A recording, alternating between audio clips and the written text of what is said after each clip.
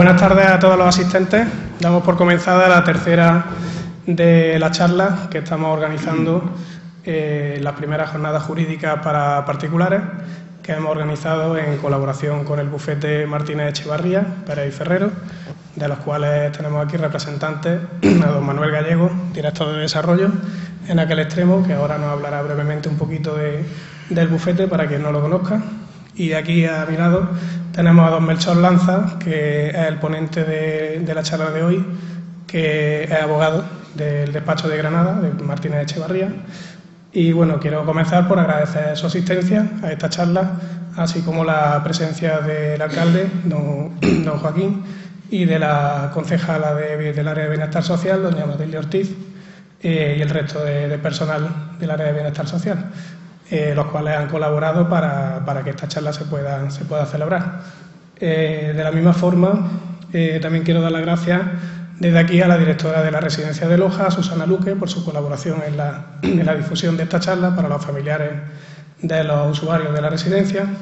Y bueno, quiero presentar ya directamente, para no dilatar más el tema, la temática de la charla, que como saben la de hoy va a ser para hablar un poco sobre el tema que nos afecta de una manera u otra a casi todos en algún momento de nuestra vida, el tema de testamentos, tema de herencia, tanto para hacer una buena planificación testamentaria como para, en caso de recibir una herencia o de planificar una herencia que vaya a pasar a nuestro hijo, a nuestro heredero, saber cómo hacerlo de la mejor manera posible. Para eso el compañero Melchor es experto en este área dentro del bufete. Nos hablará también del tema de incapacidades de nuestros mayores, un tema bastante interesante y en caso que cuando es necesario es muy recomendable saber los pasos que hay que seguir y saber las ventajas que tiene, así como también nos hablará un poco de lo que son las tutelas, las curatelas, términos que a lo mejor jurídicamente en la calle no es muy conocido lo que es, pues nos aclarará un poco lo que significa cada uno de estos términos. Cuando haya terminado un poco su exposición, que será lo más breve y clara posible, pueden plantear consultas para que nos la resuelva don Melchor, aquí presente. Así que voy a pasar la palabra a don Manuel Gallego para que nos haga una breve exposición del bufete, el cual presta los servicios aquí en Loja a través de mi despacho, en Cerrillo de los Frailes. Le paso la palabra a don Manuel Gallego.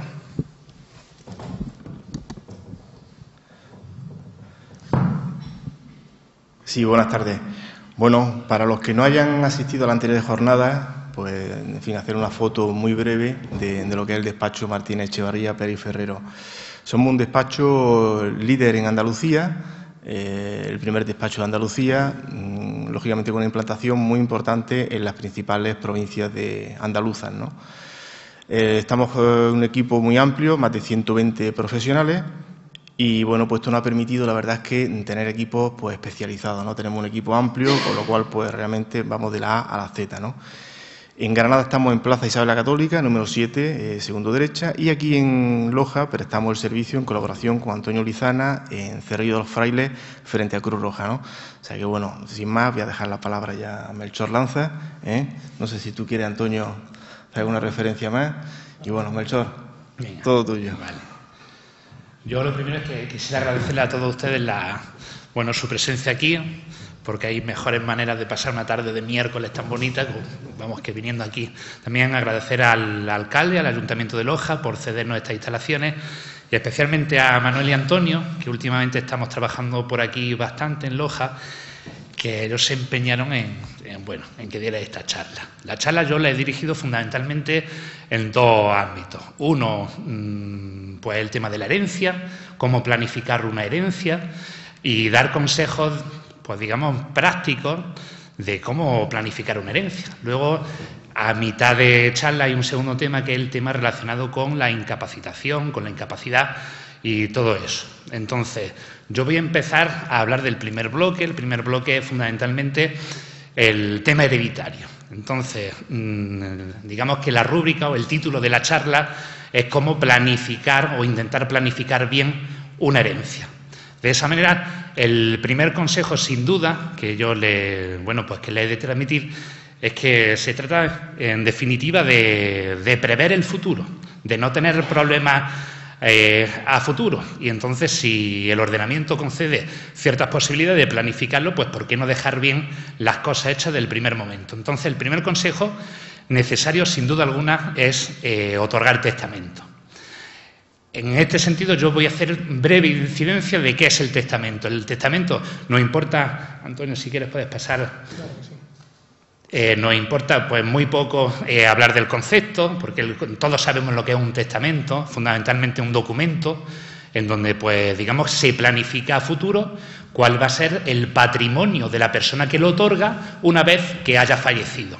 Pero lo que sí es muy importante detenernos un poco en las características de ese documento. Entonces, esas características sí es importante porque inciden en, bueno, pues en esa institución. Lo primero es que todo testamento implica un negocio de naturaleza unipersonal. ¿Eso qué quiere decir? Eso quiere decir que exclusivamente puede otorgarlo una persona. Muchas veces nos llega al despacho gente que dice, ¿puedo yo con mi señora, puesto que tenemos varios hijos, otorgar testamento? La respuesta es rotunda, exclusivamente puede otorgar testamento de manera independiente cada uno de los cónyuges, porque es un negocio, digamos, personalísimo.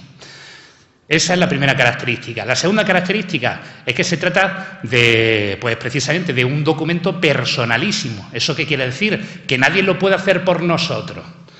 De manera que, digamos, no podemos mandar a una persona, no podemos delegar esa misión, no podemos apoderar a un tercero para que otorgue ese documento. Precisamente una de las características del derecho hereditario, bueno, pues del derecho común de aquí en Andalucía, es que son las dos características que he mencionado. Hay, por ejemplo, ordenamientos, sistemas forales, en donde se admite, por ejemplo, que una persona otorgue testamento por otra, que un cónyuge, por ejemplo, otorgue testamento por su cónyuge. Aquí esa posibilidad no cabe. O, por ejemplo, pues que dos personas otorguen testamento, que es la posibilidad del testamento mancomunado. Sí existe una excepción al carácter personalísimo del testamento, que eso sí me gustaría un poco porque la gente no lo sabe, y es la posibilidad de que un cónyuge delegue la facultad de mejorar en su cónyuge. Eso sí es una cosa interesante y que no todo el mundo sabe. Si bien el testamento es un documento personalísimo, cabe la posibilidad de que yo en vida le otorgue la posibilidad a mi cónyuge de que él en mi testamento disponga de una parte de la herencia, de mi herencia, que es el tercio de mejora al que posteriormente voy a hacer referencia. Una tercera característica del testamento es que es esencialmente revocable. ¿Eso qué quiere decir? Que el testador, hasta el mismo momento de su muerte, puede revocar el testamento. El requisito este de la revocabilidad plantea un montón de problemas jurídicos. Piénsese cuando el testador otorga varios testamentos en vida. En derecho hay, pues bueno, una característica principal muy genérica, y es que el único testamento que vale, en principio, es el último testamento que se ha otorgado. Pero esto plantea varias posibilidades o varias cuestiones. Por ejemplo, ¿el mero hecho de yo otorgar testamento supone la revocación automática del que previamente había otorgado? Pues depende de muchas cuestiones, porque es un problema de interpretación jurídica. Otra característica es, sin duda, es que es un documento formal. ¿Eso qué quiere decir? Que yo tengo que respetar la forma que marca el ordenamiento jurídico. Ahora haré breve referencia a un tipo de testamento que es el hológrafo, el que una persona de puño y letra puede redactar, pero digamos que para que un testamento sea válido tiene que responder a una serie de características, que son las que el ordenamiento le confiere, el Código Civil fundamentalmente. Y otra característica es que, generalmente, si el objeto del testamento es organizar a futuro el patrimonio que yo he tenido en vida, pues fundamentalmente ese testamento ha de tener contenido patrimonial. Pero también surge otra cuestión, y es, por ejemplo, ¿es válido un testamento que no tenga ningún tipo de disposición patrimonial? Quiere esto decir, lo normal de un testamento es que el contenido típico es que se nombre heredero, se nombre legatario. Esto es las personas que van a ser las perceptoras o los adjudicatarios de los bienes que integran la herencia. Pero cabe la posibilidad de que el testamento pues simplemente no contenga disposición de contenido patrimonial. Por ejemplo, un segundo consejo. A los matrimonios jóvenes, porque la vida no sabemos nunca cómo va a venir, que tienen hijos, cabe en el negocio jurídico testamentario designar a un tutor, que es una cosa muy interesante, y es planificar si le pasa algo a los padres, ¿quién se hará responsable de su hijo?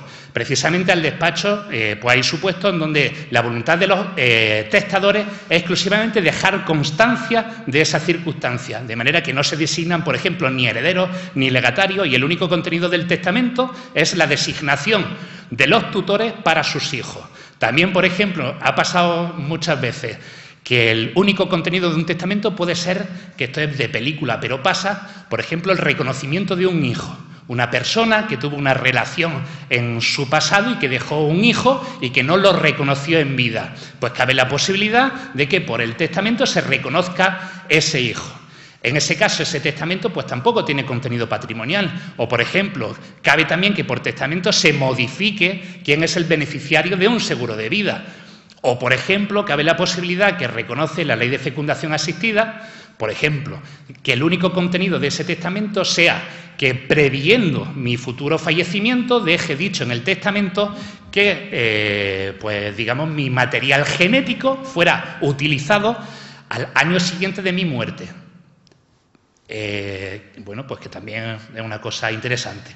Dicho características del testamento, por ejemplo, el tema ahora de las clases de testamento. Fundamentalmente hay 3 clases de testamentos, que son el testamento abierto, el cerrado y el hológrafo.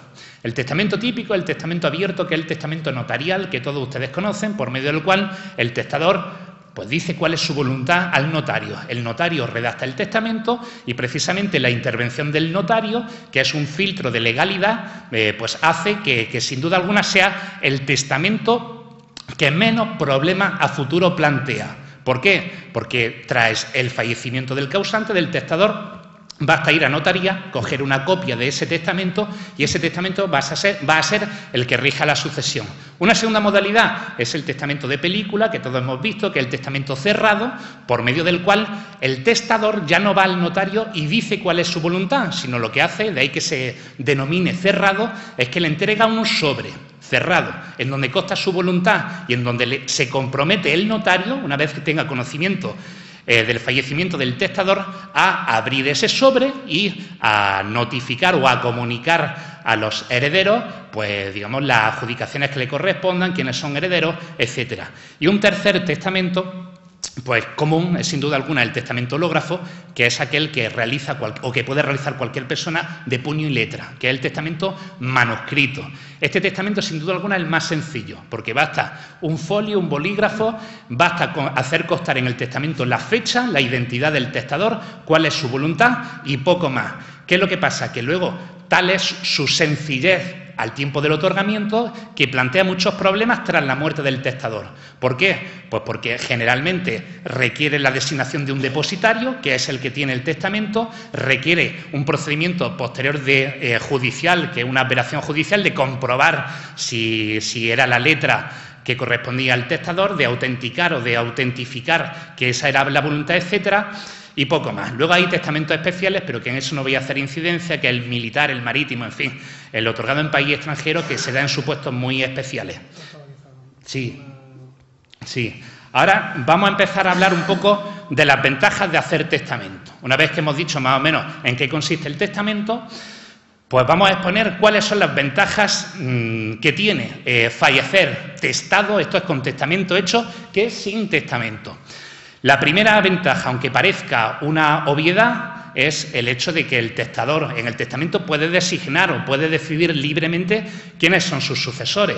Es muy importante tener en cuenta que si una persona fallece sin otorgar testamento, la ley presume cuál es la voluntad del fallecido, de manera que es la ley la que dice, por sustitución o en sustitución de la voluntad del causante, quiénes son los herederos. Si una persona fallece intestada, quien hereda primero es la línea recta descendente. Esto es, quien hereda son primero los hijos, a falta de los hijos, los nietos. Si una persona fallece sin hijos y sin nietos, le sucederá la línea recta ascendiente, esto es, sus padres o sus abuelos. Y si una persona fallece sin hacer testamento y sin dejar ni descendiente en línea recta, ni ascendiente en línea recta, ni descendiente ni ascendiente, sucede el cónyuge. Y a falta de cónyuge suceden los parientes colaterales hasta el 4º grado, esto es, hermanos, tíos, sobrinos y primos hermanos. Más allá de este parentesco, esto es, por ejemplo, los hijos de primo hermano, pues no heredan en el ordenamiento jurídico español en caso de que no se otorgara testamento. ¿Ventaja que tiene hacer testamento? Pues que evidentemente una persona pues puede designar libremente quién son sus herederos. Aquí es muy importante destacar la siguiente cuestión, y es: ¿una persona puede disponer libremente de la totalidad de su patrimonio por testamento? Pues aquí existen dos sistemas jurídicos distintos. Un sistema que rige, bueno, pues el ordenamiento jurídico anglosajón, que dice que el testador puede disponer de todo su patrimonio y puede dejarle los bienes a quien le dé la gana. El sistema es distinto, por ejemplo, en Rusia, que entiende que una persona que no existe el derecho a la propiedad y no existe el derecho a la herencia. De manera que es justo lo contrario, que una persona no puede disponer de su patrimonio. Y aquí en España existe un sistema mixto, que es que evidentemente una persona puede disponer de sus bienes mortis causa, pero necesariamente hay unos herederos forzosos. Esos herederos forzosos en derecho se llaman legitimarios. Y entonces, ¿quiénes son legitimarios? Los legitimarios, como ya digo, son aquellos herederos que necesariamente el ordenamiento jurídico dice que han de ser herederos con independencia de cuál fuere la voluntad del testador. En este caso, si una persona tiene hijos, evidentemente son sus legitimarios siempre sus hijos. Si una persona fallece sin hijos, pero tiene padres, en este caso los legitimarios serían los padres. Y luego también está que también es legitimario el cónyuge viudo. Pero la cuantía de la legítima, esto es, la cuantía o la parte de herencia de la que el testador no puede disponer porque necesariamente ha de ser adjudicada a estos herederos forzosos, es distinta. ¿Por qué? Porque cuando el legitimario son los hijos, esto es, la cuantía de la herencia o la cuantía de la legítima son 2/3 partes de la herencia. De manera que una persona, si fallece y otorga testamento, teniendo hijos, libremente solamente puede disponer de 1/3 parte de la herencia a personas distintas que no sean sus hijos. Porque cuando una persona tiene hijos, digamos que hay, y esto es muy importante, 3 partes o 3 cuotas abstractas que tiene la herencia. Uno, que es el tercio de legítima estricta, que eso es necesariamente por partes iguales, tiene que ser distribuido entre los legitimarios. Esto es, si una persona fallece con 3 hijos, necesariamente la 1/3 parte de esa herencia tiene que ser por partes iguales distribuidas a esos 3 hijos. Una segunda parte de la herencia se llama el que se conoce como tercio de mejora, que precisamente la finalidad que tiene ese tercio es que el causante o el testador puede disponer libremente de ese tercio, pero siempre en favor de los legitimarios, en este caso en favor de los hijos, de manera que puede desigualar a los hijos haciendo uso de ese tercio, porque en el caso que he puesto antes, en el ejemplo que he puesto antes, cuando una persona fallece con 3 hijos, el testador puede hacer uso de ese tercio de mejora y, por ejemplo, adjudicar o imputar la 1/3 parte íntegra del tercio de mejora a cualquiera de los hijos, lo cual supone evidentemente pues una mejora expresa. Y luego está el tercio de libre disposición, que toda persona puede disponer de él libremente. Para el caso en que una persona falleciera sin hijos, pero tuviera padre, en este caso sus legitimarios en vez de los hijos serían los padres. Y en este caso la cuantía de la legítima, esto es de aquella parte que necesariamente tiene que ser adjudicada a estos legitimarios, en estos casos los padres, ya no es de 2/3 de la herencia, sino que es de la mitad de la herencia.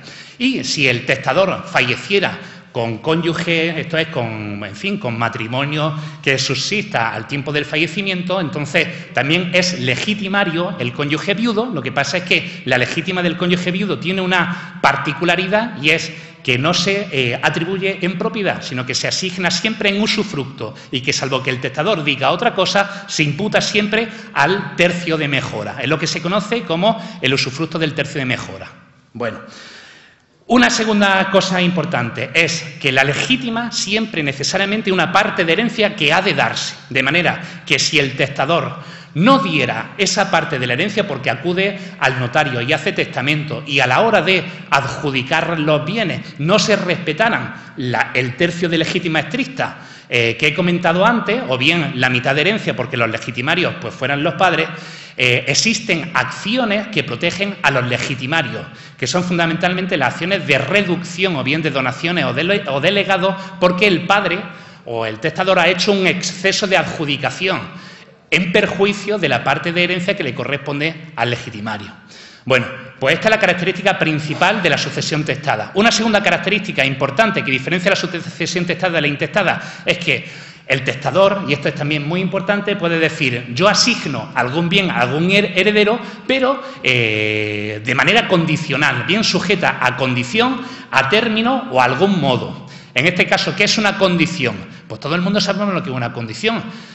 Jurídicamente es un hecho futuro sobre el cual se supedita su acaecimiento a la eficacia de la designación. En este caso es tan sencillo como decir condiciones típicas que están pasando en los despachos muchas veces. Pues que el padre dice: yo a ti, hijo, te asigno cierta parte de la herencia, pero bajo la condición de que termines la carrera. O una condición muy típica en derecho es la condición de contraer matrimonio, de no contraer matrimonio. Esto es: te asigno una parte de la herencia, pero bajo la condición de que contraigas matrimonio. Ahí está un artículo, 793, que dice que solamente se tiene por no puesta, esto es que no surte efecto, la condición de no contraer matrimonio, lo cual quiere decir, en sentido contrario, que sí surte efecto aquella condición de, por ejemplo, del que el causante supedite la eficacia del llamamiento hereditario a que el hijo, por ejemplo, contraiga matrimonio. Una segunda cosa que está pasando también en el despacho, que es su supuesto típico, es, por ejemplo, la institución de heredero modalizada. ¿Eso qué es? Que se supedita la eficacia de la institución al cumplimiento de un modo. El modo típico que vemos todos los días en el despacho es la persona mayor que no tiene descendientes en línea recta y que tiene un sobrino o un nieto que supedita la eficacia de ese llamamiento a que le cuide durante los últimos días de su vida. Pues evidentemente, para hacer las cosas bien en ese caso, pues realmente puede afectarse la designación o la eficacia de ese llamamiento sucesorio al cumplimiento, en este caso, de ese modo. Una tercera característica es el tema de las famosas sustituciones hereditarias. En este caso, fundamentalmente, hay dos sustituciones: la vulgar y la fideicomisaria. Yo, como testador, puedo designar a herederos a varias personas al mismo tiempo, de manera simultánea. El caso típico: designo a mis herederos, esto a mis 3 hijos por herederos.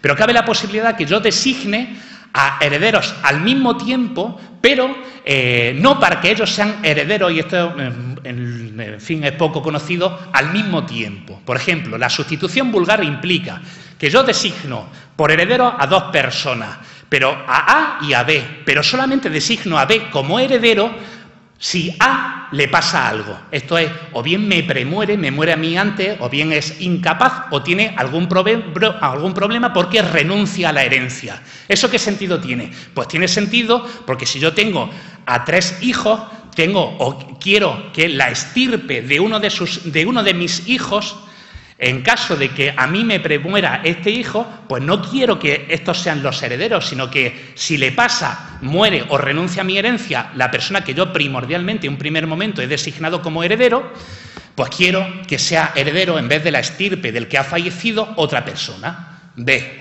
O cabe una segunda posibilidad, que es el tema de una sustitución fideicomisaria.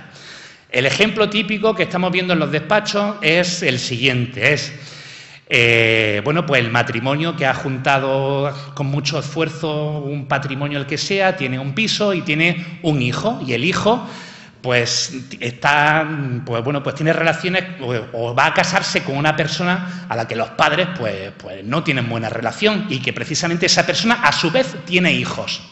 Nos consultan muchas veces: ¿yo de qué manera puedo dejarle a mi hijo el piso, pero de manera que si a mi hijo le pasara algo, yo no quiero que los herederos, a su vez a futuro, de ese piso sean los hijos de la pareja de la persona que ahora es la pareja de mi hijo? No sé si me entendéis. Entonces, el ejemplo típico para evitar eso es articulando una sustitución fideicomisaria, y es que yo, hijo mío, te quiero mucho, te designo como heredero, pero vamos a hacer que tú eres fiduciario, esto es, que tú eres una especie de usufructuario, tú vas a disfrutar del piso en vida, pero cuando tú fallezcas, tú no puedes disponer de ese piso. ¿Por qué? Pues porque yo he designado un segundo heredero para cuando a ti te pase algo. Esto es muy interesante. Y esto también comporta una segunda posibilidad, que es hasta qué momento yo tengo derecho, como testador, de manera perpetua a vincular o a decidir la trayectoria de un bien inmueble. En este caso, los límites, por ejemplo, de una sustitución fideicomisaria es que yo puedo designar a los fideicomisarios, esto a las personas que heredarán tras la muerte de mi hijo, pero tienen que ser siempre o personas que estén vivas cuando yo otorgue testamento, o que el segundo llamamiento, o que no exceda de un segundo llamamiento. Esto es, que yo designe a esas personas a no más de 2 llamamientos, a B y a C, pero si se muere C, una vez que muera C, ya no cabe seguir disponiendo de ese bien. Otro ejemplo, también típico, muy parecido al que acabo de exponer, es no acudiendo a una sustitución fideicomisaria, sino yo, por ejemplo, quiero que mi hijo disfrute de cierto bien, pero por la razón que sea, no quiero que él disponga de ese bien.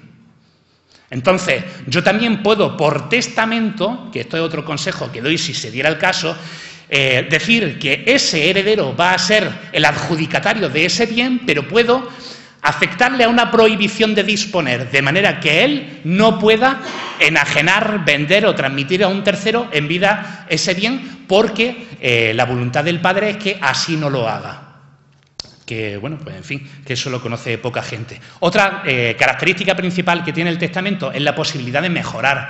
Como ya he dicho, pues por la razón que sea, que no es tampoco un supuesto tipo o típico, que cabe la posibilidad de que el testador no tenga buena relación con alguno de sus hijos, de manera que él quiera, por la razón que sea, privarle de la parte de herencia que legalmente le corresponda. En este caso está la figura de la desheredación. Pueden ser desheredados tanto los hijos como los padres como el cónyuge. El supuesto típico es la desheredación del hijo.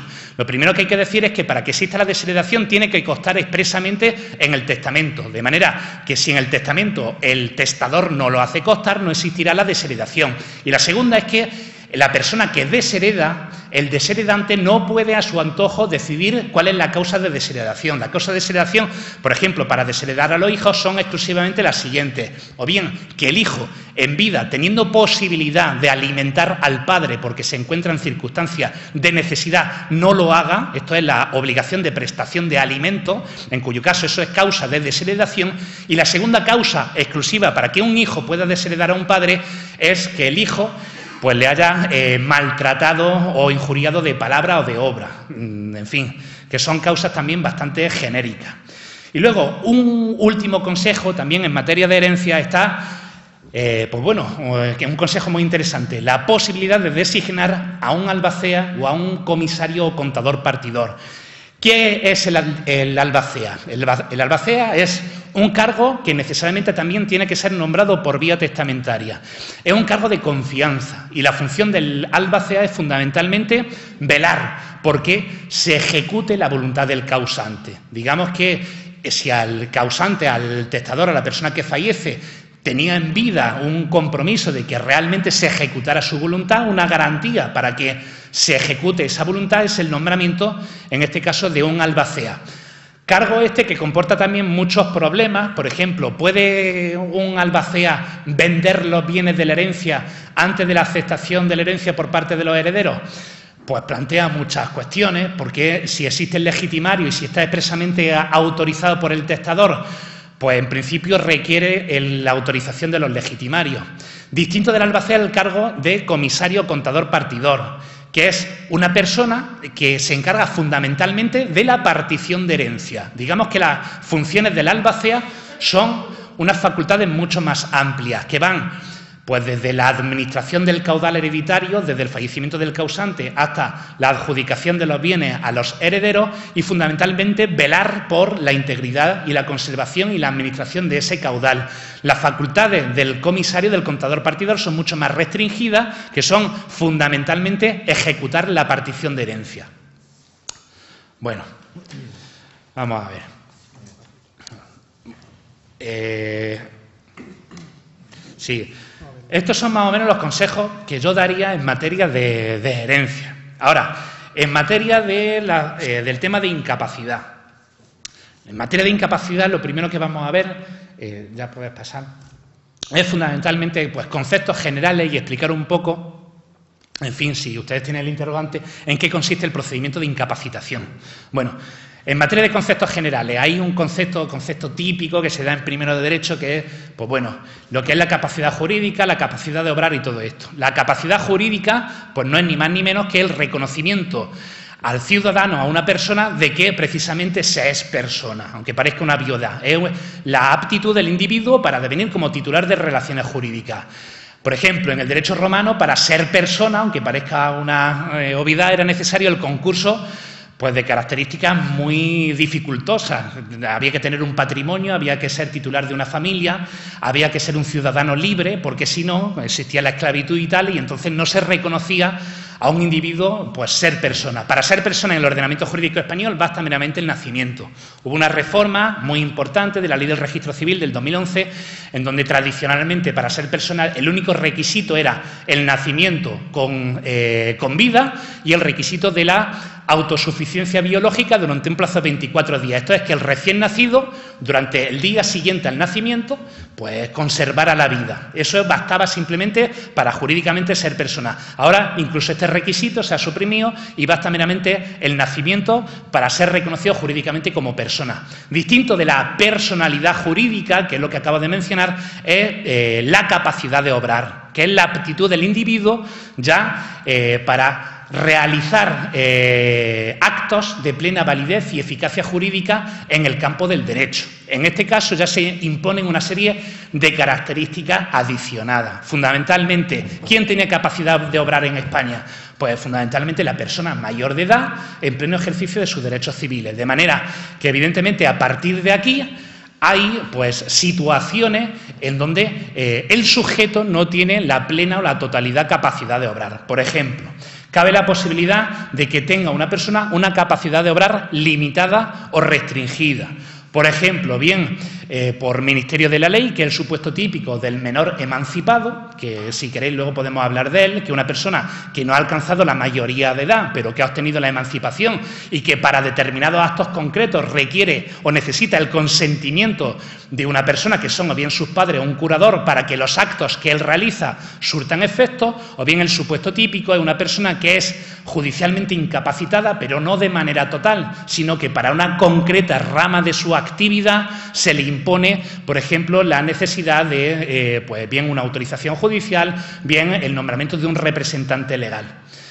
Es muy importante distinguir lo que es la incapacidad de las prohibiciones. Por ejemplo, también cabe la posibilidad de que una persona, aun teniendo la plena capacidad de obrar, para realizar actos concretos determinados, el ordenamiento jurídico le inhabilite para los mismos porque, fundamentalmente, por razones de moralidad o porque existe un conflicto de intereses. Los supuestos típicos de prohibiciones en derecho, pues la figura del tutor. El tutor, por ejemplo, durante el ejercicio de sus funciones, pues no puede ni comprar bienes del patrimonio del tutelado, ni puede aceptar donaciones o liberalidades del tutelado, porque si así lo hiciera, evidentemente, eso comportaría un conflicto de intereses. O, por ejemplo, en el ámbito de la compraventa civil, en el Código Civil existe una prohibición típica, que es la que tienen, por ejemplo, el albacea, que es el cargo al que he hecho antes referencia, por ejemplo, de adquirir bienes que forman parte del caudal hereditario mientras que él está ejerciendo las funciones, por las razones obvias desde que existe un manifiesto conflicto de intereses. Entonces, aunque parezca una obviedad, si hemos dicho que es persona con capacidad de obrar el mayor de edad en el pleno ejercicio de sus derechos civiles, será una persona incapaz en el campo del derecho, aquella persona que no se encuentra en esa situación. Fundamentalmente, el supuesto típico de una persona incapaz es un menor de edad no emancipado, una persona, un menor que está sujeto a la patria potestad de sus padres.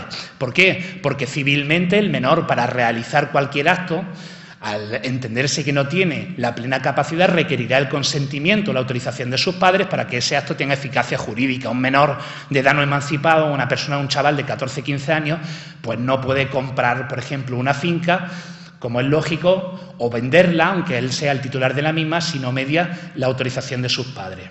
O, por ejemplo, en este caso también cabe la posibilidad de que una persona sea declarada incapaz, que esto es lo que creo que más interesa, por sentencia judicial. Esto es, que hay unos familiares que, preocupados por la situación de un familiar, porque no puede gobernarse por sí mismo, y para velar a los intereses de esta persona, bien tanto a nivel patrimonial como personal, pues es necesario un procedimiento, que es el procedimiento de incapacitación y la designación de un representante legal.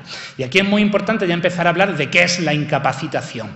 La incapacitación en el ordenamiento jurídico español, en el Código Civil, no existe un formulario, un elenco, una numeración detallada de enfermedades o de padecimientos físicos psíquicos que sean constitutivos de causa de incapacitación. En el Código Civil español se dice que es causa de incapacitación el padecimiento de una enfermedad física o psíquica de carácter permanente, y esto es lo importante, que impida a una persona gobernarse por sí misma. De manera que, conforme a esos parámetros, hay muchas situaciones que pueden integrarse en la causa de incapacitación. Al ordenamiento jurídico le importa poco si esa enfermedad, sea física o psíquica, es congénita o se ha originado en avanzada edad. Al ordenamiento jurídico le importa poco si la enfermedad es o no es irreversible. Lo que sí le importa es que tenga cierto carácter de estabilidad o de permanencia. ¿Por qué? Porque un procedimiento de incapacitación es una cosa seria, y si acudimos a él, evidentemente es para velar por los intereses de esta persona y que, que ese interés esté más que justificado en el inicio del procedimiento. Y otra cosa, y esto es lo más importante, es que para iniciar un procedimiento de incapacitación es necesario que la persona no pueda autogobernarse. Esto es, que la persona, y esto es, desde el punto de vista jurisprudencial, existen multitud de sentencias de cómo interpretar estas circunstancias. Fundamentalmente, pues que una persona no pueda desempeñar su vida ordinaria. En este caso es muy importante también distinguir lo que es la incapacitación de la discapacidad. ¿Por qué? Porque jurídicamente son cosas diferentes. Generalmente la discapacidad, cuando tiene un origen físico, pues fundamentalmente está cuantificada con unos parámetros. Es fundamentalmente que la minusvalía sea superior a un 65% de deficiencia para que constituya una causa, en este caso, de discapacidad. Desde el punto de vista psicológico, que esta minusvalía sea superior al 33%, esto evidentemente pues lo evalúa una comisión médica, exige el dictamen preceptivo correspondiente, el examen facultativo, etcétera. Lo que sí es importante es que el ordenamiento jurídico pues sí protege a la persona incapaz. Y en este sentido, lo primero que hay que tener en cuenta es que en relación al discapacitado, es, por ejemplo, el supuesto típico de los niños con síndrome de Down. Hace muy poco, ya en el 2003, la Ley 41/2003 reconoció por primera vez en nuestro ordenamiento jurídico la posible constitución de un patrimonio especial de este sujeto, de esta persona discapacitada, cuya finalidad básica es velar por la administración y por el buen gobierno de dicho patrimonio, que tiene, por ejemplo, un montón de beneficios fiscales. También es importante decir que desde el punto de vista legislativo, pues muy recientemente existe un Real Decreto Legislativo del 2013, de 29 de noviembre, que por primera vez en España, esto es recientísimo, pues regula el régimen jurídico de las personas discapacitadas, cuya principal finalidad pues es promover de manera eficaz el ejercicio de sus derechos civiles.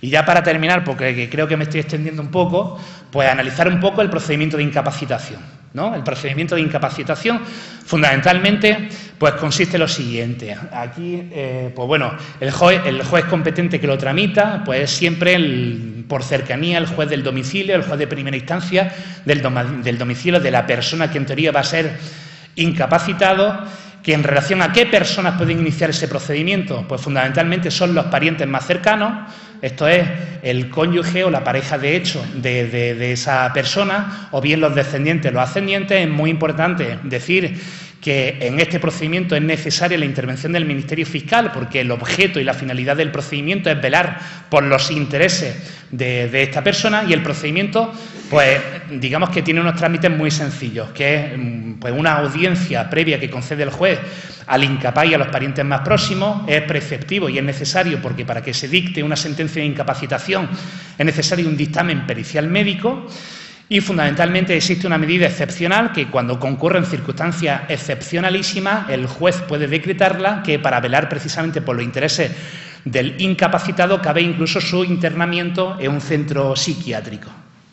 Bueno, es importante decir que una vez que se hubiera obtenido la sentencia de incapacitación, esta accede inmediatamente al registro civil y que recientemente pues, se han dictado un montón de normativa que favorece la publicidad de que esa sentencia de incapacitación pues, tenga cierta difusión, cierta publicidad. En relación a los efectos de la sentencia de incapacitación, esto es muy importante, nos pregunta mucha gente también en el despacho.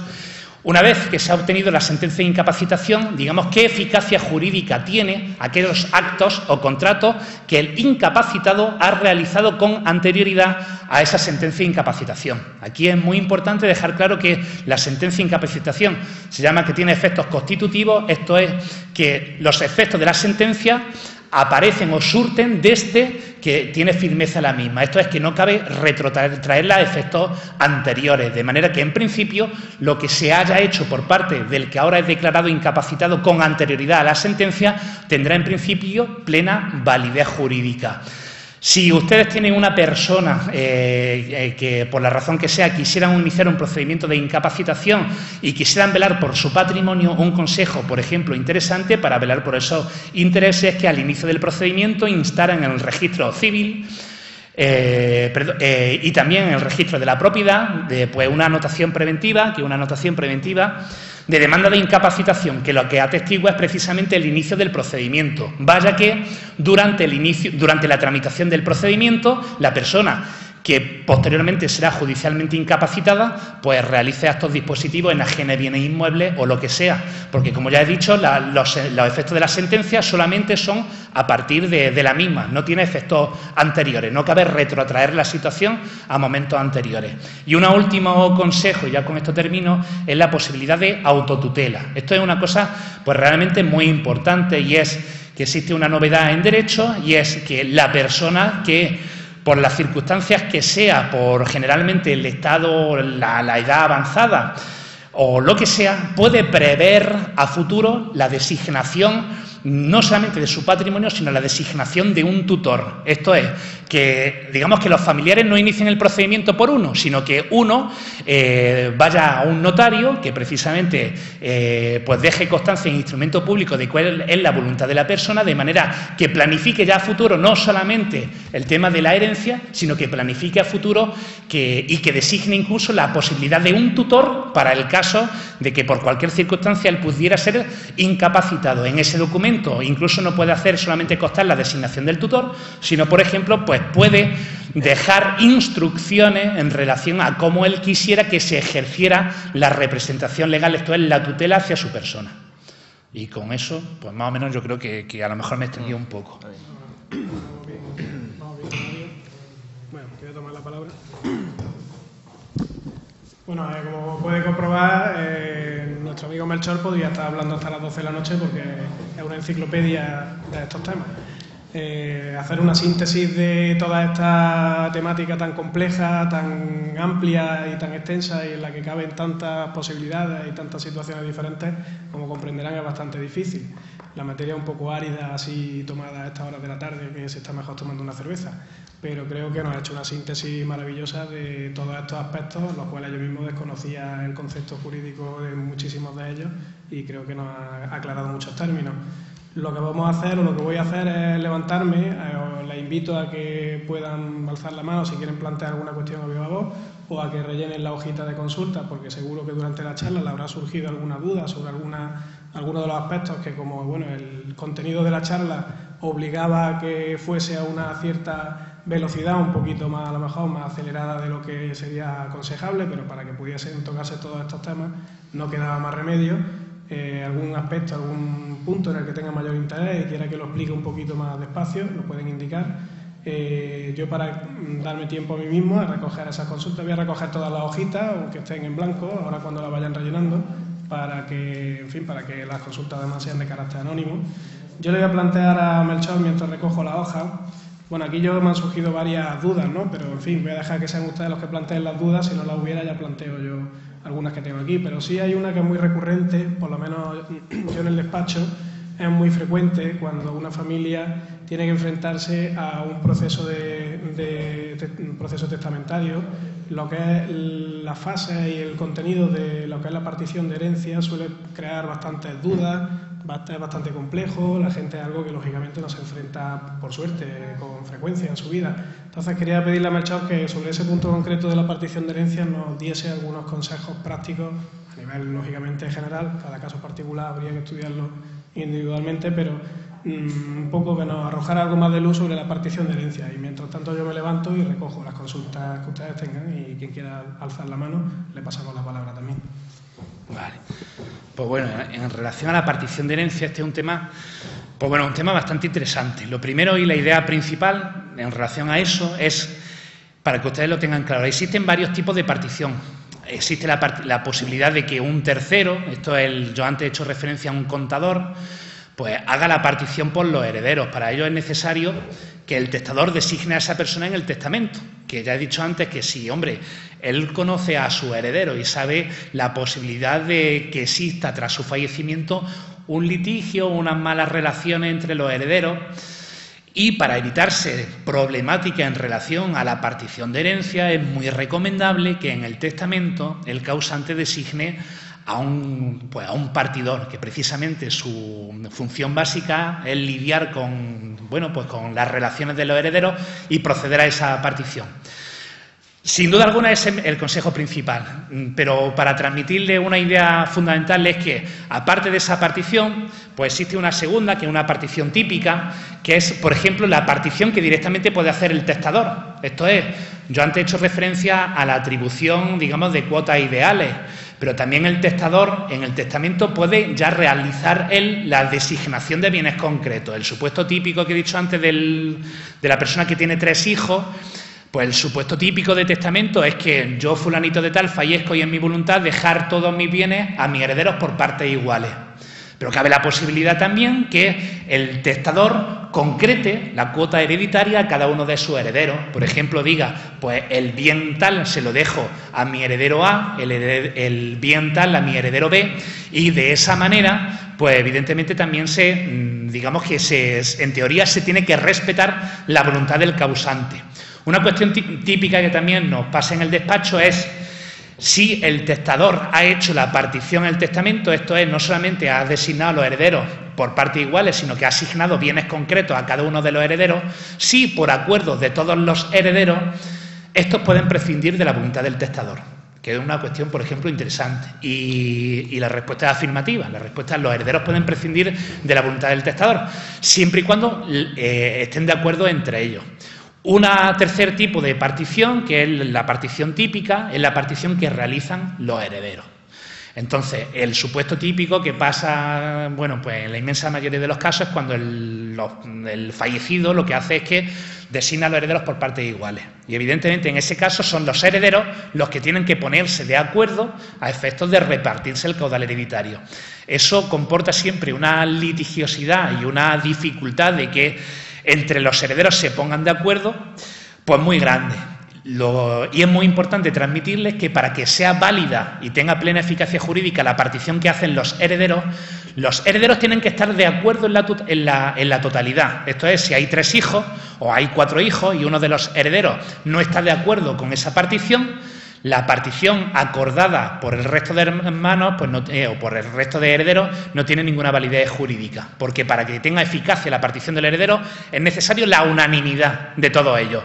¿Qué es lo que pasa? Que si no existe unanimidad de todos ellos, la única posibilidad que tenemos para arreglar el tema es ya la famosa partición judicial, y es acudir a un juzgado y poner los hechos en conocimiento del juez, nombrar y acudir a un procedimiento judicial. El procedimiento judicial es muy sencillo, que comporta fundamentalmente la designación de un comisario, de un partidor, que es el que realiza la valoración de los bienes y el que, a su juicio, pues realizará la adjudicación a los herederos.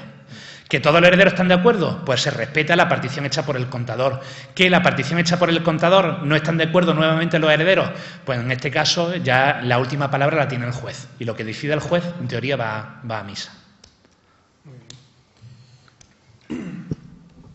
Muy bien, Melchor. Pues nos plantean aquí varias dudas. Me he puesto por este orden. La primera de ellas nos pregunta un asistente, dice, bueno, entonces, el cónyuge a efectos de reparto de la herencia de su cónyuge fallecido no es uno más junto con su hijo por igual. Es decir, igual que está en la misma situación en su hijo o la situación es diferente. Vale, la situación es diferente, no tiene nada que ver. Lo que pasa es que con el fenómeno hereditario inmediatamente va una cosa previa y es la liquidación del régimen económico matrimonial. En la inmensa mayoría de los casos, aquí en Granada, lo que pasa es que los cónyuges, cuando se casan, pues se casan en la inmensa mayoría de los casos bajo el régimen de las sociedades gananciales. Entonces, antes de empezar a liquidar la herencia, lo que es muy importante es liquidar las sociedades gananciales. ¿Cómo se liquida las sociedades gananciales? Pues es tan sencillo como lo que integra las sociedades gananciales va por mitad a cada titular de la sociedad, esto es, a cada uno de los cónyuges, de manera que lo que integra la herencia del fallecido es exclusivamente el 50% de las sociedades gananciales. ¿Qué es las sociedades gananciales? Pues el conjunto de bienes que el matrimonio ha formado durante la vigencia de su matrimonio. Porque aunque se tenga sociedades gananciales, otra cosa que también es muy importante es que aunque exista en sociedades gananciales un régimen económico matrimonial de unos cónyuges, por ejemplo, la adjudicación de un piso en herencia a un cónyuge, pues eso, aunque exista sociedades gananciales, eso es privativo del cónyuge que fallece. No sé si me he explicado. Entonces, una vez que ya se ha disuelto, porque la sociedad gananciales se disuelve automáticamente por la muerte del cónyuge y se liquida las sociedades gananciales, esto es, se determina la cuota que integra la sociedad ganancial, entonces entra ya el fenómeno de la herencia. Y ya dentro de ese fenómeno de la herencia, la situación que tiene un cónyuge en relación a un hijo es completamente diferente. Ambos son legitimarios, como yo he dicho. Lo que pasa es que la legítima de los hijos es, en teoría, de 2/3 partes de la herencia, del tercio de legítima estricta que se dispone necesariamente por partes iguales entre los hijos y del tercio de mejora, que si el testador no hace uso de ese tercio de mejora, también se repartirá por partes iguales a los hijos. De manera que la única posibilidad que tiene, digamos, el fallecido de asignar un bien al cónyuge es haciendo uso del otro tercio que queda, que es el tercio de libre disposición. Cuestión distinta es que al cónyuge, en la herencia, el cónyuge se llama el cónyuge viudo, el cónyuge supértite, en la herencia de su fallecido también es legitimario, pero es legitimario solamente del usufructo de una tercera parte de la herencia. Como ya he dicho, los hijos, en teoría, pues van a ser propietarios, se van a adjudicar cuota en propiedad y por una parte muy importante de la herencia, que es las 2/3 partes que he mencionado. Y al cónyuge solamente, en principio, por derechos legitimarios, pues solamente le corresponde el usufructo del tercio de mejora. Yo no sé si he respondido a la pregunta.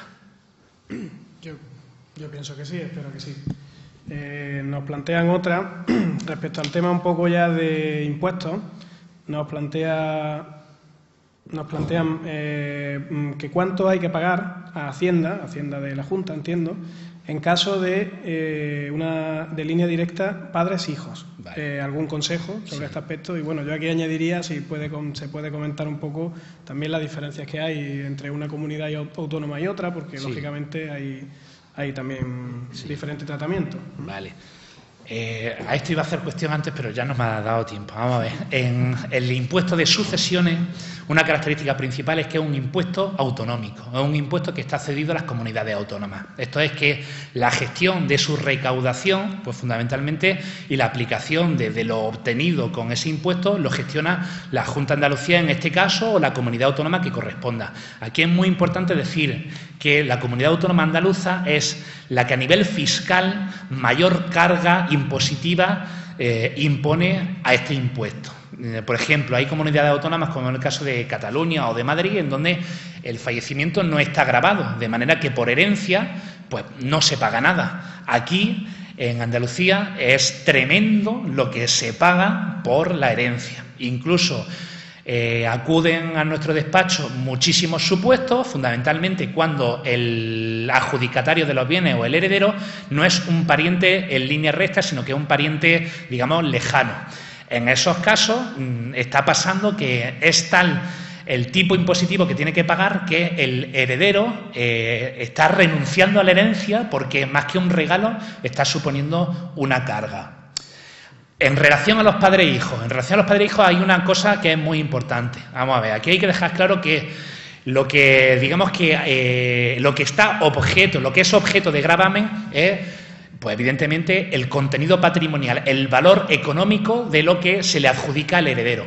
Pero aquí en Andalucía existe una exención muy importante cuando el heredero es el hijo, en cuyo caso existe una exención de 175.000 euros. De manera que si el hijo es heredero, todo lo que reciba por el impuesto de sucesiones por cuantía inferior a 175.000 euros está exento de tributación. Esto es una cosa que es muy importante, y también es muy importante planificar esto a futuro, porque la persona, la familia que tenga cierto patrimonio con hijos, pues muchas veces sería conveniente que por lo menos de manera futurible echara un rato y cuantificara pues lo que va a pagar cada heredero suyo, porque aquí es completamente diferente que el heredero sea el hijo que el heredero sea otra persona. Mientras más lejano es el pariente, muchísimo más de pagar. Muy bien, vamos un poquito rápido con las consultas porque me gustaría que entrasen todas y no acabemos muy tarde. Entonces, la siguiente sería, nos preguntan si se puede, por testamento, nombrar a un cuidador para personas mayores. Vale. Hombre, en el testamento lo que no tiene sentido es designarlo a él como cuidador. En el testamento tiene sentido que a él que su nombramiento o su designación en el testamento sea porque resulte beneficiario de una cuota hereditaria. En ese sentido, que es lo que yo antes he explicado, cabe la posibilidad de una disposición testamentaria modalizada, que es: yo quiero que fulanito de tal, que sea mi pariente o no mi pariente, pues perciba un bien concreto, o sea adjudicatario de una parte de herencia que a mí me corresponda, por ejemplo, bajo la condición de que él me cuide. Pero, hombre, el nombramiento en el testamento designando a una persona como cuidador no tiene sentido. No sé si me explico, son dos cosas radicalmente diferentes. La autotutela a lo mejor podría, ¿no? Exactamente. En la autotutela, pues también es una cosa que lo recomiendo porque fundamentalmente es una cosa muy barata, que no tiene coste alguno y que tiene muchísimo beneficio, porque todos estamos expuestos, no sabemos lo que nos va a pasar, y, por ejemplo, planificar la posibilidad de si, sobre todo estoy pensando en el tema del Alzheimer, o de evoluciones de enfermedades mentales de este tipo, que tienen una prolongada duración en el tiempo, y cuando una persona está en el pleno ejercicio y conocimiento en sus cabales, digamos, pues es muy importante planificar a futuro a quién designaría yo como persona que me cuidara o que tuviera cierta responsabilidad frente a mi persona, no solamente a nivel personal, sino también a nivel patrimonial, en caso de que yo a futuro pudiera estar en esas circunstancias. Muy bien. Y tenemos aquí otra pregunta que la han planteado muy escueta, pero es que es así de escueta y así de importante, que dice: ¿herencia y deudas van unidas? ¿Sí o no? Vale, pues aquí existe un principio que tiene más de 2.300 años, que es del derecho romano, que dice que antes es pagar que heredar. Esto es, que evidentemente pues hay que liquidar la herencia. Los primeros que evidentemente son perceptores y beneficiarios de la herencia son los acreedores que hemos dejado en vida, y que antes que cualquier otra persona, pues lo que hay que hacer es liquidar las deudas. En relación a esto, es muy importante tener en cuenta varias cuestiones. Si una persona fallece y no deja todo limpio, digamos, sino que deja pues varias deudas, existe un orden de sucesión, un orden de quién tiene preferencia sobre otro, sobre el patrimonio, sobre la herencia. Esta es una cuestión importante en aquellos supuestos en que el caudal hereditario sea insuficiente para satisfacer a todo el mundo. El primero que cobra siempre es el acreedor personal del causante. El segundo que cobra es el acreedor de la herencia. Esto es, piénsese, por ejemplo, que un bien que integra la herencia, pues es un bien hipotecado. Pues evidentemente, antes que cualquier heredero, legatario, etcétera, el primero que cobra es el banco. Y luego ya podemos discutir lo que se quiera. Los terceros que, una vez que se han liquidado estas dos personas y que existe remanente para la liquidación, ya son los legitimarios. Posteriormente, los legatarios, que son, bueno, pues el adjudicatario de bienes particulares, y ya posteriormente entran los herederos y, en último lugar, los acreedores personales del heredero. O sea que ahí hay un elenco de personas que heredan. Una segunda cuestión muy importante, y otro consejo, porque también está en la calle, es: en España, para ser heredero es necesario aceptar la herencia. Esto es que una persona fallece y, por el mero hecho de su fallecimiento, aunque yo sea hijo del que ha fallecido, yo jurídicamente no tengo la condición de heredero, sino que para yo ser heredero es necesario que yo acepte la herencia. En relación a la aceptación, es muy importante tener en cuenta que si yo acepto una herencia, en principio asumo la responsabilidad de las deudas que tiene el causante. Es lo que se llama la aceptación pura y simple de la herencia. Y en este caso es muy importante que cuando uno acepta la herencia sea muy buen conocedor de cuál es el patrimonio que ha dejado el causante. Porque existe una figura muy importante, porque si nosotros como herederos vamos a aceptar las cargas o las deudas que tiene la herencia, es muy importante saber si el que nos ha designado como heredero nos está haciendo favor o realmente nos está metiendo en un problema. Entonces, aquí en el derecho yo siempre el consejo que doy es que existe una facultad que es el derecho a solicitar el plazo para deliberar y la posibilidad de aceptar la herencia a beneficio de inventario, que comporta simplemente de la expresión o la manifestación de voluntad de que el heredero acepta la herencia, asume la condición de heredero, pero digamos que no asume las cargas de la herencia para el supuesto en el que el pasivo de la herencia sea superior al activo. Esto es, que haya más deuda que beneficio. Entonces, en ese caso, cuando el heredero no tiene muy claramente o no está seguro del caudal hereditario y de las deudas que deja el causante, un consejo típico es aceptar la herencia siempre a beneficio de inventario. Muy bien. Bueno, hay muchas preguntas, lo cual me alegra, eso quiere decir que hay interés en el tema. Otra de las preguntas que nos plantean, Melchor, es para incapacitar a un mayor, ¿es mejor irse directamente al médico, al juzgado, o a un abogado, o a dónde? Vale, pues bueno, yo ahí doy un consejo tipo, ¿no?, que es muy claro, y es que es muy importante tener, digamos, cierto respaldo de la familia. Porque aquí, evidentemente, una persona puede iniciar un procedimiento de incapacitación, pero el objetivo, y esto ha de quedar siempre clarísimo, el objeto de ese procedimiento es velar por los intereses de esa persona. De manera que, ¿a quién hemos de acudir? Pues, hombre, yo creo que al primero que se ha de acudir es a un experto que le asesore.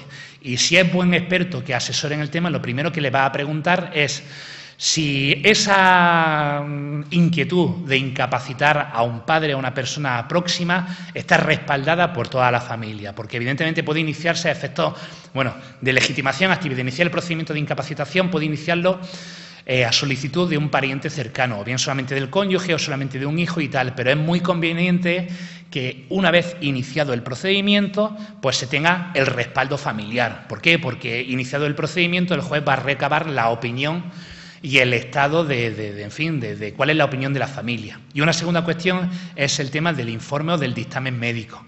Acudir a un médico previamente a un asesor para que pues bueno, digamos que se sabe que un familiar, si estamos hablando de un hijo que él conoce al padre de toda la vida y tiene la inquietud de incapacitarle, pues generalmente es porque el padre se encuentra en un estado, una circunstancia, pues muy dificultosa. Y entonces yo mi consejo sin duda es que se ponga en contacto con un profesional, sin perjuicio de que nunca se va a obtener una sentencia de incapacitación sin el respaldo de un profesional médico, de un dictamen médico que garantice y que acredite que la persona en cuestión está impedida para gobernarse por sí misma. Muy bien. Bueno, yo añadiría que mejor profesional que don Melchor Lanza no van a encontrar, sin duda. Y bueno, me quedan dos preguntas aquí que prácticamente se resumen en una, que en definitiva es si puede dar algunos consejos relativos a la liquidación de herencia. Vale. Y invito, si queda alguna cuestión que se quiera plantear, si no, con esta cuestión pues finalizaríamos la sesión. Le paso la palabra. Vale, pues los pasos para liquidar una herencia. El primer paso, un paso estrictamente documental. Nosotros no podemos iniciar un procedimiento de liquidación de herencia sin recabar Pues un documento tan sencillo como es el certificado de defunción. Parece una tontería, pero es así. Segundo paso, investigar si el fallecido ha muerto con testamento o sin testamento. Para eso, lo primero que hay que hacer es solicitar un certificado, un registro especial, que es el Registro General de Actos de Última Voluntad, en donde se acredita si el fallecido ha muerto con testamento o sin testamento. Esto es muy importante porque la liquidación de la herencia se va a tramitar de una manera o de otra según se tenga testamento o no. Si se tiene testamento y los posibles beneficiarios de esa herencia no tienen copia de ese testamento, pues es tan sencillo como con ese certificado acudir a notaría y solicitar copia simple del testamento que ha hecho esa persona. El notario, si acreditamos que tenemos interés legítimo porque podemos ser herederos del fallecido, estará obligado a expedirnos copia simple y nosotros ya con el testamento podemos leer cuál fue la voluntad del causante. De manera que leyendo el testamento podemos simplemente saber si somos beneficiarios de alguna disposición. Distinto es que el causante, el fallecido, muere sin testamento. En este caso, una vez que hemos pedido el certificado este que comento, pues lo que hay que hacer es un procedimiento distinto que agrava mucho las cosas, que es la solicitud ante notario de una declaración de herederos ab intestata. Que eso, aparte de ser mucho más cara, bueno, son 300, 250, 300 euros, un testamento generalmente vale 38 euros, aparte de ser mucho más cara y dejarle un problema al heredero, pues digamos que también le genera un problema al heredero de gestión, de tramitación, porque tiene que ponerse en contacto ahora él con el notario, tiene el notario que iniciar un procedimiento de quiénes son los herederos y tal. Una vez que tenemos resuelto el papeleo, pues lo primero que hay que hacer es un inventario de los bienes. Un inventario, digamos que es una relación numerada, detallada, de qué bienes integran la herencia. Y lo segundo que hay que hacer ya después del inventario es el avalúo. El avalúo es la valoración de los bienes al tiempo de la muerte del causante. En el inventario, por las razones que antes he explicado, es muy importante pues decir lo que integra el activo y el pasivo de la herencia. Si existe pasivo, cuantificar quiénes son, cuantificar el importe de la deuda y determinar muy claramente quiénes son los acreedores de esa herencia. Y acto seguido, una vez que ya tenemos el inventario y el avalúo, nos tropezamos ya con el problema de la partición. En este caso, pues si, por ejemplo, el fallecido estaba en régimen de gananciales y el que fallece es el primero de los cónyuges, evidentemente no estará liquidada la sociedad de gananciales, entonces habrá que liquidar la sociedad de gananciales y entonces habrá que iniciar el procedimiento de partición. De manera que una vez que ya hemos dicho esos pasos, pues habrá que confrontar cuál es el ánimo de todos los herederos a efectos de si es posible que ponernos de acuerdo para llegar a una partición realizada exclusivamente entre los herederos o no, porque por las razones que ya he explicado, porque si no es posible, pues al final y no existe la unanimidad de los herederos, la única posibilidad sería acudir al procedimiento de partición judicial de herencia. Muy bien. Bueno, pues yo creo que dentro de horario podemos dar por concluida la charla de hoy. Creo que ha sido muy interesante. Muchas gracias, Melchor. Y bueno, no sin antes agradecer otra vez vuestra asistencia y recordaros que nos quedaría todavía otra charla el 4 de junio, que va a ser sobre consejos jurídicos para emprendedores. Va a empezar a las 6:30 de la tarde del 4 de junio.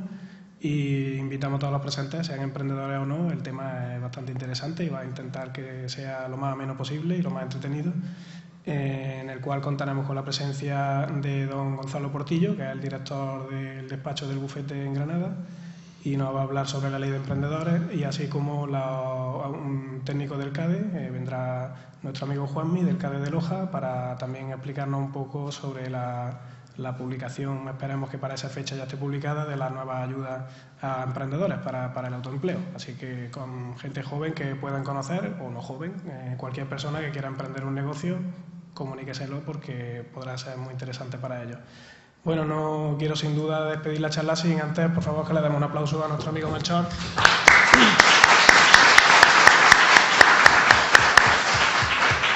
Y nada, agradeciendo su presencia, la esperamos el 4 de junio. Muchas gracias.